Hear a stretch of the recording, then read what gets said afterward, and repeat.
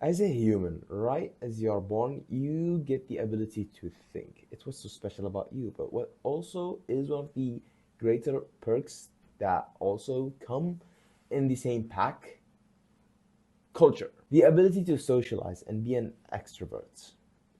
This is why we have the science that goes by the name of cross-cultural studies.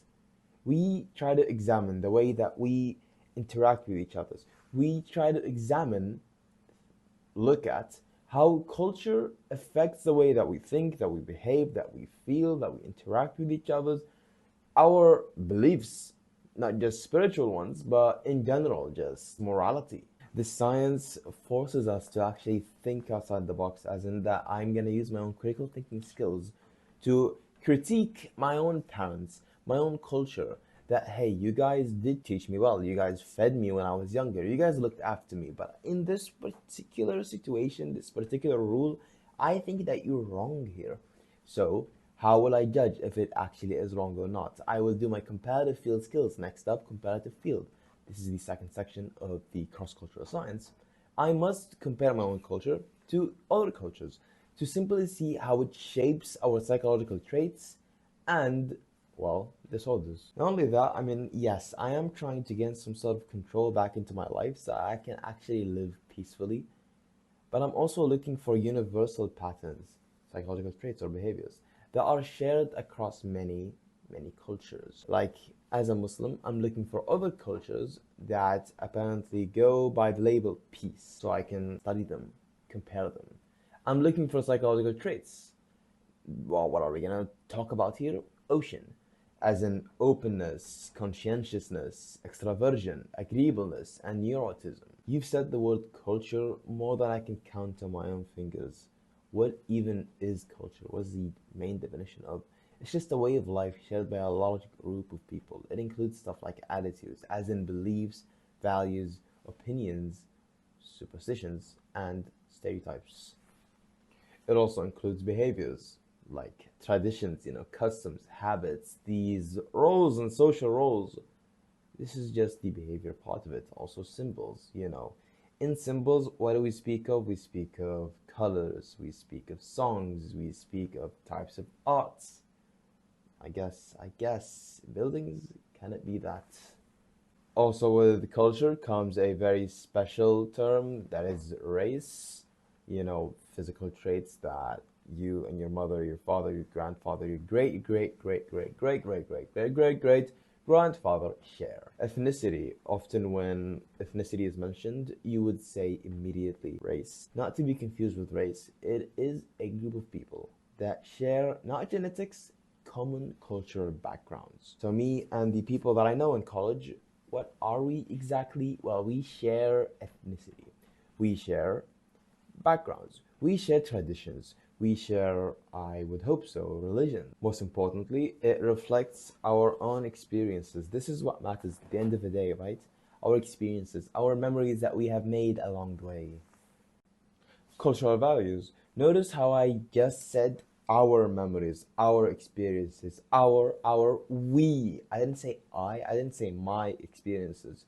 What am I speaking of here? This is what we would call collectiveness. Collectivism is a cultural value that focuses on the group harmony, the group charisma, cooperation, shared responsibilities. Like I had said earlier at the start of the video, us humans, what is one of our special abilities is to socialize. Unless you are a lone wolf, what do? You go into the second route, individualism, cultural value that focuses on not us, it focuses on him, on personal goals. It focuses on your personal goals, on your independence, and your self esteem, on your mental state, on your goals, on your materialistic wealth.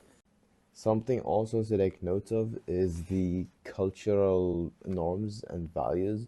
It's like in individualism, this is most prevalent in Western countries where you're actually encouraged to just fend for yourself. I mean, the adolescent turns 18 and they immediately kick him out. It's like, go out and face the world. Unlike collectivism, well, often found in Asian countries where you are encouraged to work together, to live with your family, to look after them until their eventual departing. Cultural norms are basically these social rules, socially shared rules and expectations. It guides how we act. Things like, well, how our parents have brought us, how we communicate, our emotional expression, discipline practices. Not only that, well, the thing that we talked about a gazillion times now, how we interact with people, as in social interactions. So, hey, why is that even important in psychology? Well, as a physician yourself, you must actually know the family's decision making hierarchies. It's like I want to give treatment to this kid. I know the problem now and I want to give treatment. I need to actually understand the family structure and dynamics. All of this plan just ties into the same goal of developing a sense of identity for the child, a cultural identity, rather, we would call it. It includes elements like language, traditions, customs, what we spoke of earlier, like values and belief systems. For children, the development of this particular thing is so important that it might, if it wasn't developed, it might tell the child to commit acculturation. What is acculturation? Acculturation is the process of which different groups come together and they form a new type of culture. We see this in the new generation that uh, depends on how you look at it, fortunately or unfortunately, I'm a part of. We know English more than Arabic. We have different hairstyles than the normal hairstyle that is encouraged in my culture. This, of course, says changes in cultural patterns, behaviors, and my own identity, my own look, the identity that I would like the world to take as me. Make sense? Now, when dealing with this culture change or culture commitment, which one you want to choose, we have four different strategies of acculturation. We have assimilation, we have integration, we have separation, we have marginalization. Assimilation being you choosing the dominant culture that you like, abandoning the one that you had because, well, I don't like it. As simple as that. I like speaking English more than Arabic. Let's say, I disagree with the religion. I'm an atheist. So let's go out, venture into the other route of spiritual practices. Secondly, integration. In integration, we maintain our own culture while also delving into the other culture. It's like I'm Muslim. I do agree with Islam. But I'll also go out into other countries, other cultures, and let's say adopt some stuff that they have, well, because I like it. Put simply. Thirdly, separation. Maintaining one's own original culture and avoiding interaction with the dominant culture. What about feeling lost and isolated? You don't like the culture that you were born in, and you don't like the new culture that you travel to. What is this? Marginalization, rejecting both original and the culture that is, well, the dominant one. This is the main issue of psychological disorders. It's like I haven't been taught how to express myself. Why? Well, my culture never taught me that. It actually shamed me for doing so. Never told me how to recognize my own emotions. Mainly why also who shamed me in my social system. My parents, they were of the authoritarian parenting style. They would shame me. They would say, "You're not a man," like that. If you, let's say, had a an emotion, if you had a pitiful one, to be specific. Yeah, we never had the access of these privileges that Eastern countries had. This is probably one of the reasons of why we're so lagged behind. Well, you can argue against that if you want. But this is what I think, right? It's like older times, they did not have a therapist. They had a masjid. They had a person that called himself a sheikh just because he has a long beard, and he did exorcisms. He, well, sometimes would fool people that in reality have mental disorders, but he just tells them that there's a ghost inside of them. If you're interested in this, this is called Munchausen.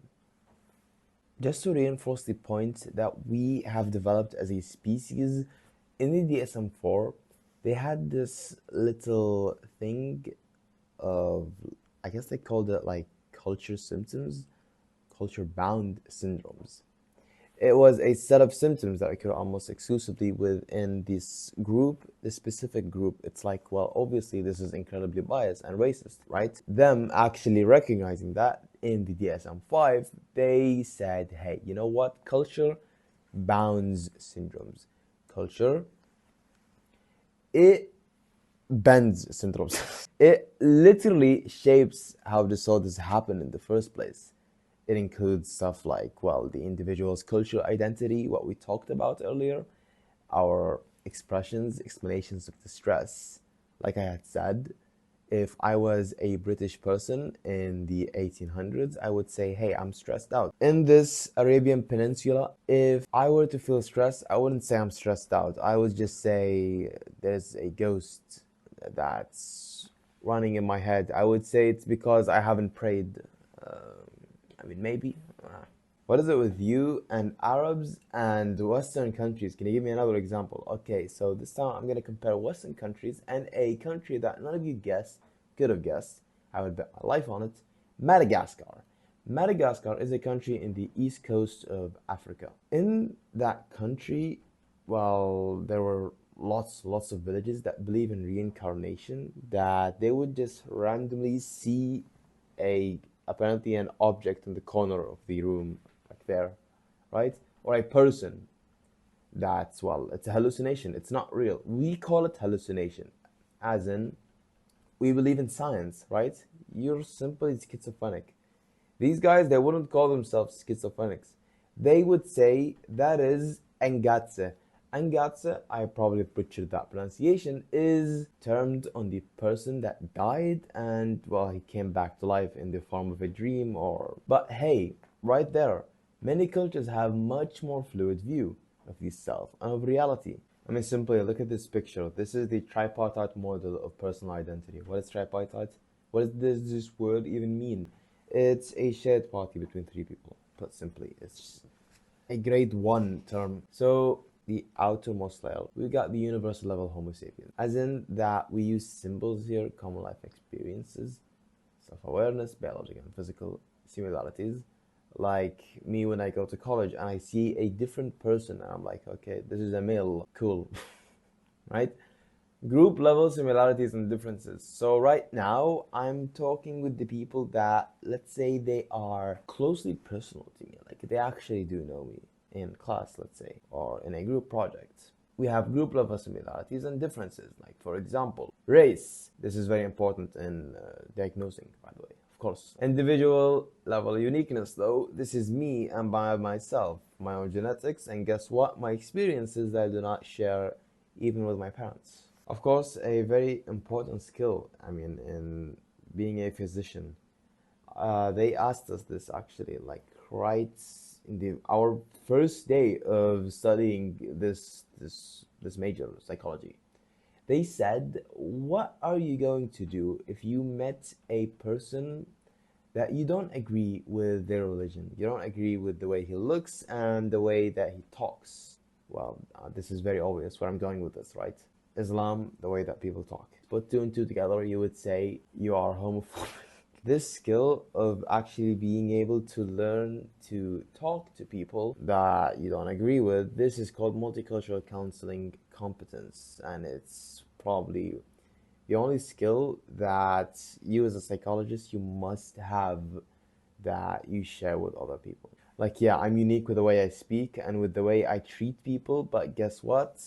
Treat as in my way of treatment. Like some people do psychoanalysis, some people do other ways of treatment, right? But multicultural counseling competence is, well, has to be shared. It says, yeah, I have skills of awareness, my knowledge, I gain accurate information about different cultural practices. This is the main purpose of this whole video, to encourage you to actually look outside your house, learn about what other people do and believe in, right? Skills also, applying culturally appropriate techniques and adapting clinical approaches. Like for example, if I met a person that is from a different country and I don't believe in what he believes, so, well, I need to learn, I need to know how to speak to this person, how to treat them. I'm not just gonna kick everyone out because guess what? I don't like him. I don't agree with him. You're a therapist, not a comedian, not a judge, not a jury. That's the one I'm looking for. Lastly, let's just go through these for the sake of my exam. Cultural sensitivity. It involves recognizing and respecting clients' cultural backgrounds and beliefs. Respect. Cultural competence assessment includes exploring cultural identity, family roles, acculturation to be specific. Also, cultural stresses that may affect mental health. I can give an example here. Let's say that you are a straight person, as in sexuality, right? You aren't really familiar with the gay community and what their struggles are. So if someone that is gay pops up in your clinic and then you're like, how am I to treat this person? But let's say that you do know how to treat this person. Let's say that you are familiar with their struggles. You will probably, well, not probably, you will most likely succeed as a physician because you understand more people and more people.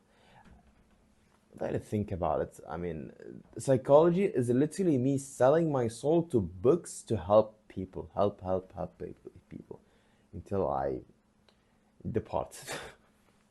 Now that I also think about it, this is why we must adapt as therapists. This is why we have to have religion to be specific. Like, why am I even doing this? Why am I working well? Why am I going out of my way to read, to get good grades, to help and understand others? Why am I making my own theories and writing my own books so other people can learn and I guess live a better life? That religion is just something crazy. Language and communication. Don't worry, I'm not gonna encourage you to learn every language just so you can understand everyone, but I would say that you need sometimes to use interpreters or translation services to support your clear message and I guess accurate communication they're trying to throw out on the patients. You want to respect diversity, of course, we spoke of this like a zillion times now. Self-reflection and learning involves examining personal biases and engaging in ongoing education about cultural issues in therapy.